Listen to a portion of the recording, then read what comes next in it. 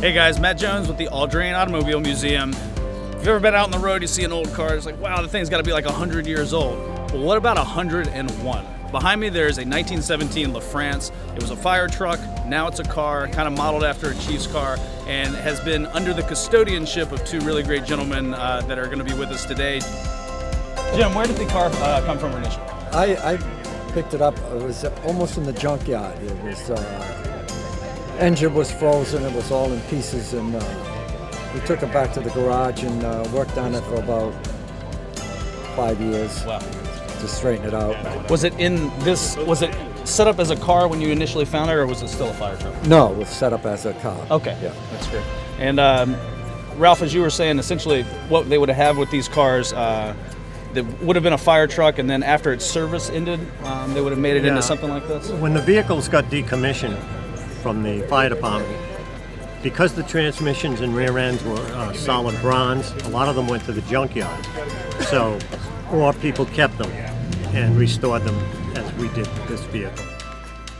All right, guys, check this out. So, really great open engine bay that you'll see in these really wonderful pre-wars. Ralph, talk to us a little bit what we're looking at here. Okay. This is a 1917 American LaFrance.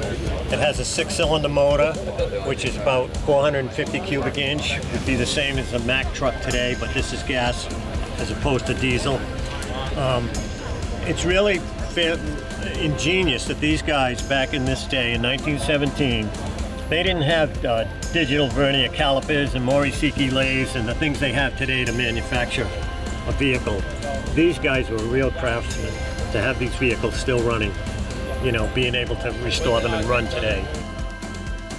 So when we do our Cars and Coffee, obviously Audrain tries to be a little bit different. We don't do it like in the parking lots of a Walmart or something. We like to come out in the lawns of these historic mansions, show off what Newport has by architectural history, but it's also really fun when we get these really good period cars, especially the pre-war cars. As you see, Ralph and Jim have come up to pay homage to the local firefighters.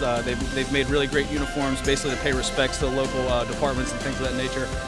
First responders from Boston and New York really are a huge portion of the culture here in New England, and having a car like this, we really appreciate you guys bringing this out. Thank you so much. Thank you so much.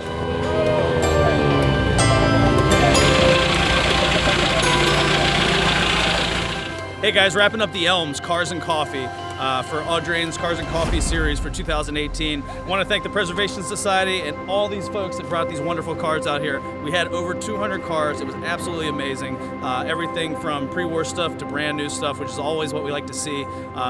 Don't have to have an expensive car, you just have to have a car and the passion behind it, and that's what we saw all day today.